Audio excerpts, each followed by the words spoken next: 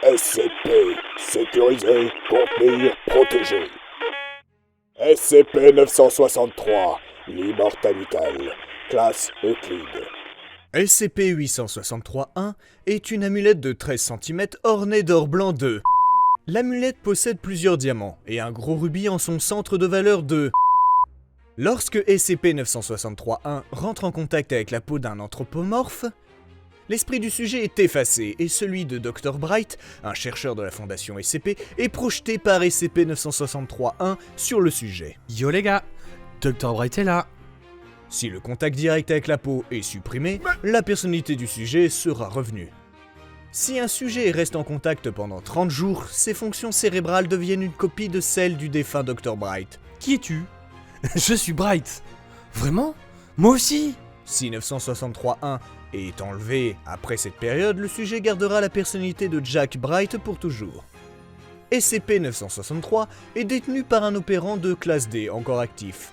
Les opérants ayant SCP-963 le gardent jusqu'à leur mort naturelle.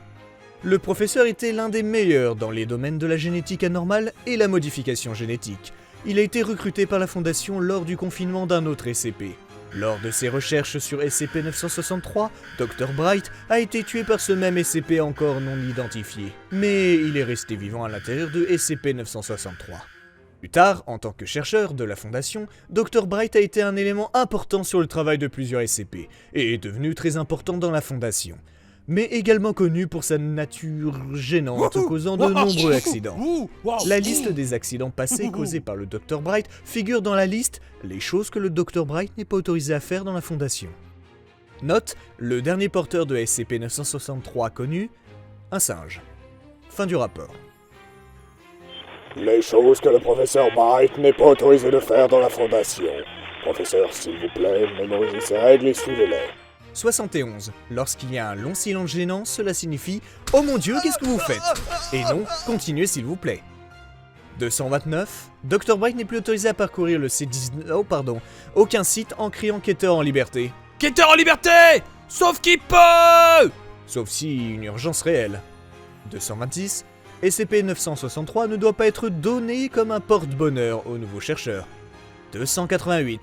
Dr. Bright n'est pas autorisé à convaincre toute personne d'organiser un concours de regard amical avec SCP-096. Pareil avec SCP-173, et jouer au cache-cache. 2. Il n'est pas permis à Dr. Bright de dire que vous pouvez apprivoiser SCP-682 avec un journal enroulé et un massage du ventre. Aux nouveaux chercheurs. 302. Il est interdit d'ordonner aux classes D de prendre un bain d'acide sulfurique. Et SCP-682 en est capable lui, n'est pas une raison suffisante pour jeter les autres SCP dans le bain d'acide. 187. Ta mère n'est pas tellement moche que SCP-096 veut pas la regarder en face. Yeeha! 11.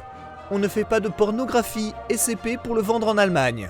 Waouh! Même si les vendre au Japon pourrait nous rapporter gros. Non, c'est non. 237.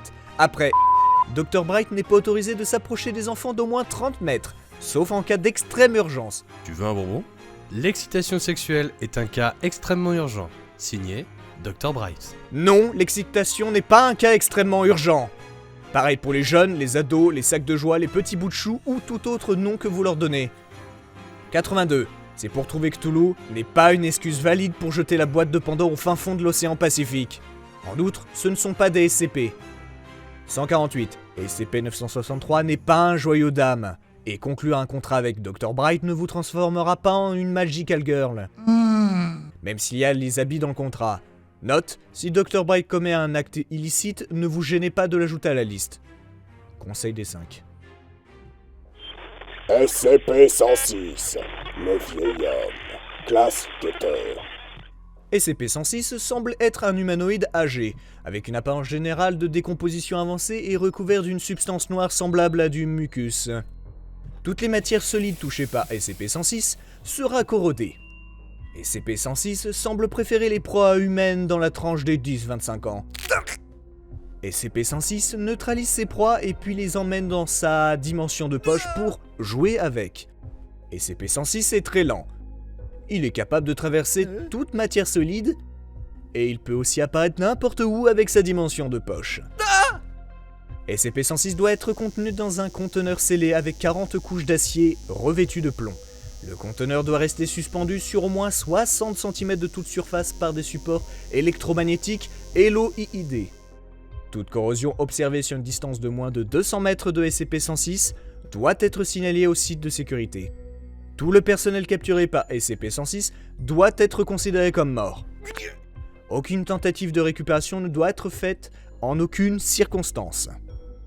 Si SCP-106 s'enfuit de sa cellule, un homme de 10-25 ans sera préparé comme appât. Il devra se blesser dans la cellule de SCP-106, de préférence le fémur. Le son produit est diffusé par un système de communication du site. Si SCP-106 ne répond pas à la diffusion initiale, un traumatisme physique supplémentaire doit être administré au sujet. Après s'être amusé avec l'appât, SCP-106 rentre dans un état végétatif. Et fin du rapport.